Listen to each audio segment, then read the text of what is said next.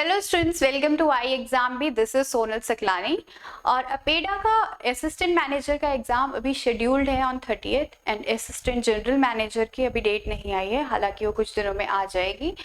इसी एग्जाम को टारगेट करते हुए हमने एक रिवीजन सीरीज स्टार्ट की है जिसमें डिफरेंट टॉपिक्स जो रिलेटेड हैं अपेडा से उसका हम रिविजन करेंगे क्वेश्चन आंसर फॉर्म में। अगर आपने सिलेबस देखा होगा तो उसमें एनपीओपी मेंशन्ड है, ऑर्गेनिक फार्मिंग मेंशन्ड है, तो उसी से रिलेटेड आज हम क्वेश्चंस करने वाले हैं आज के सेशन में। So let's start the session. Okay, then so starting with the first question number 1 says the 4 principles of organic farming do not include. So organic farming basically क्या है, जो भी केमिकल फ्री फार्मिंग हम करते हैं that is the organic farming. और इसके basically 4 principles से given by WHO।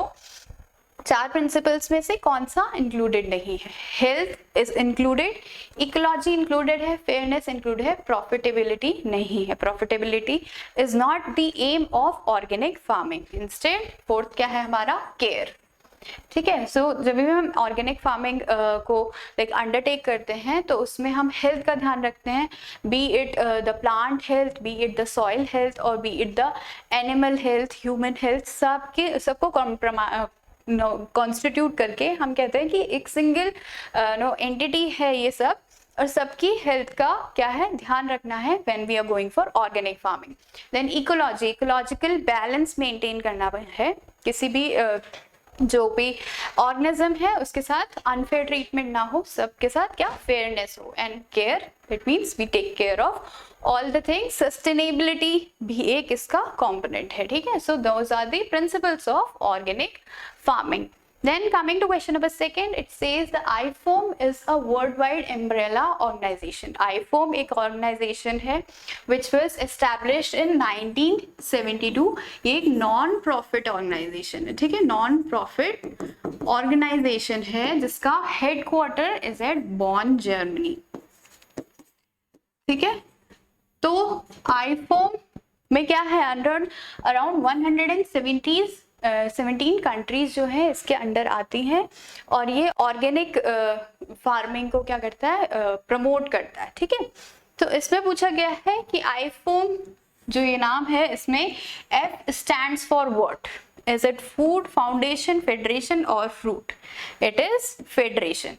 It is International Federation for Organic Agriculture Movement. All right. So that is IFOAM.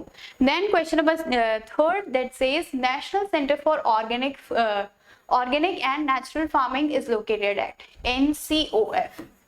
NCOF initially जब ये एस्टैब्लिश हुआ था इन 2004 तो इसको कहा जाता था national centre for organic farming, ही इसका नाम था। बाद में इसको ऐड कर दिया गया, नेचुरल फार्मिंग इसमें ऐड कर दिया गया। ठीक है, तो NCOF 2004 में एस्टैब्लिश किया गया था basically national programme on organic farming को प्रमोट करने के लिए।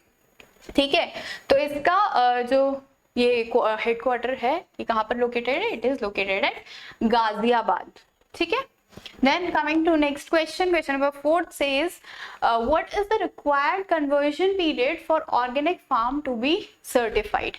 So कोई भी फार्म है, अगर उसको पहले वो कन्वेंशनल फार्मिंग करता था एंड अब उसको ऑर्गेनिक फार्मिंग में स्विच करना है या फिर कन्वर्ट करना है तो कितना टाइम पीरियड रिक्वायर्ड होता है? अब ये कहाँ पर स्टैंडर्ड्स लिखे रहते हैं? National standards for organic farming में, सॉरी ऑर्गेनिक प्रोग्राम में ये क्या है, ये सारे स्टैंडर्ड्स लिखे रहते हैं। ठीक है, तो आंसर क्या है इसका? 36 months for perennial plants. 36 months मतलब 3 years, around 3 years for perennial plants and 24 months that is 2 years for other plants जो भी biennial या annual plants है। अगर वो ग्रो कर रहे हैं हम किसी लैंड एरिया में तो हमें कन्वर्जन पीरियड कितना चाहिए? 2 साल का। और अगर पेरेनियल प्लांट्स है जैसे कि हॉर्टिकल्चरल क्रॉप्स होती हैं, ट्रीज होती हैं, तो उनके लिए क्या है 3 साल का टाइम चाहिए होता है to completely convert from conventional farming to organic farming. और ड्यूरिंग दिस कन्वर्जन पीरियड हम उसमें कोई भी केमिकल्स या कोई भी जो प्रोहिबिटेड प्रोडक्ट्स हैं वो यूज नहीं करेंगे। ठीक है, नाउ दिस जो ये टाइम पीरियड है ये चेंज भी हो सकता है to 1 year also under special conditions, ठीक है। वो सारा जो भी नेशनल स्टैंडर्ड्स दिए गए हैं उसमें मेंशन्ड है, ठीक है।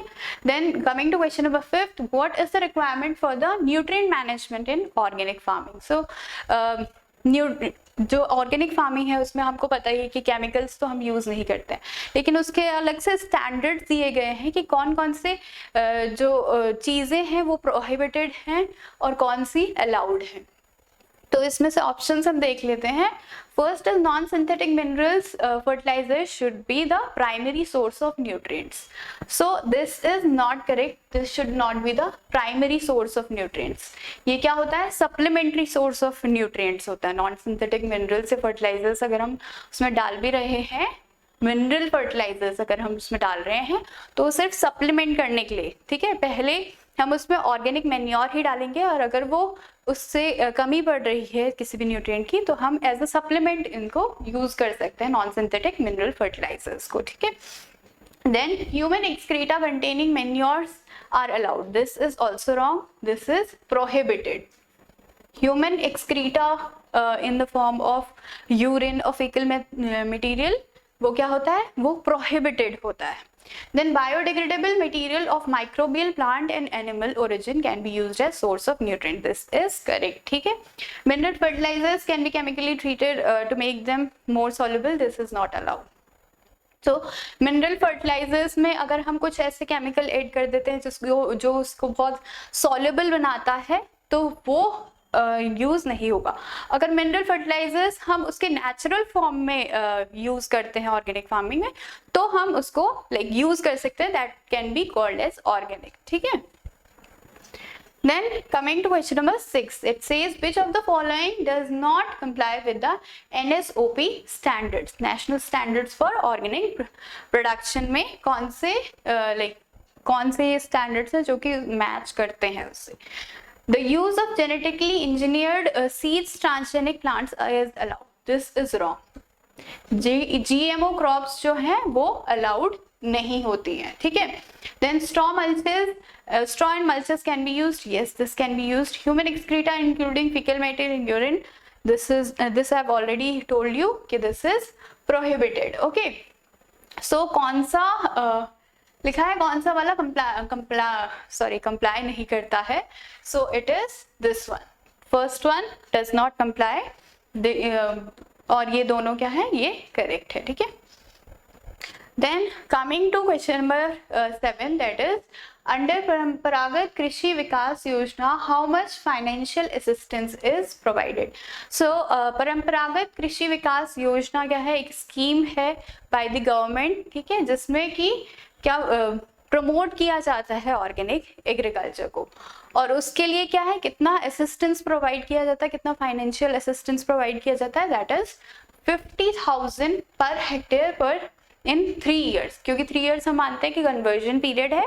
So it is also cluster based, मतलब क्लस्टर ऑफ अराउंड 50 फार्मर्स और मोर फार्मर्स इज देयर। तो उस क्लस्टर को हम क्या करते हैं, 50,000 पर हेक्टेयर पर 3 years के बेसिस पे उनको फाइनेंशियल असिस्टेंस प्रोवाइड की जाती है।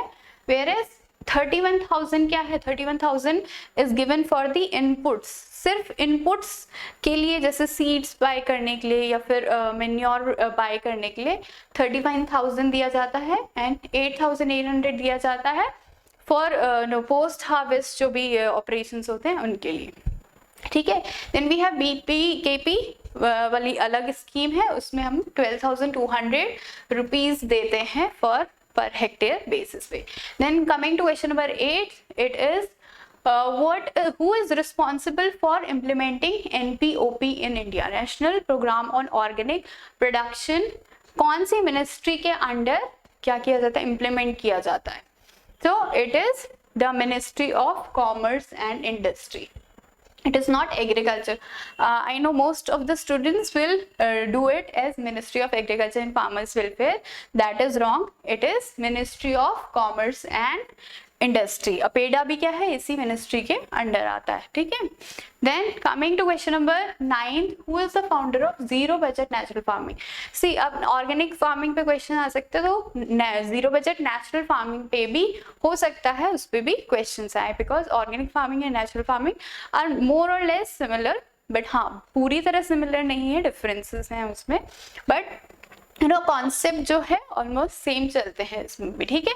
So who is the founder of zero budget natural farming, it is Subhash Palekar, ठीक है। यहाँ पर फोटो आप देख सकते हैं, सुभाष पालेकर ने अराउंड 1990s के टाइम पे क्या किया था, जीरो बजट नेचुरल फार्मिंग का स्टार्टिंग की थी। इसमें क्या करते हैं, सी ऑर्गेनिक फार्मिंग और नेचुरल फार्मिंग में डिफरेंस क्या होता है। ऑर्गेनिक फार्मिंग में we can use some of the inputs from outside the farm, ठीक है, जैसे हम वर्मी कंपोस्ट डाल सकते हैं, हम कोई भी बायो फर्टिलाइजर डाल सकते हैं। लेकिन नेचुरल फार्मिंग में हम सारे ऑन द फार्म जो भी इनपुट्स होते हैं उन्हीं को यूज करते हैं, हम कोई भी बाहर से जो इनपुट होता है उसको हम यूज नहीं करते। सो इसमें बायो फर्टिलाइजर्स वगैरह सारे प्रोहिबिटेड होते हैं, ठीक है।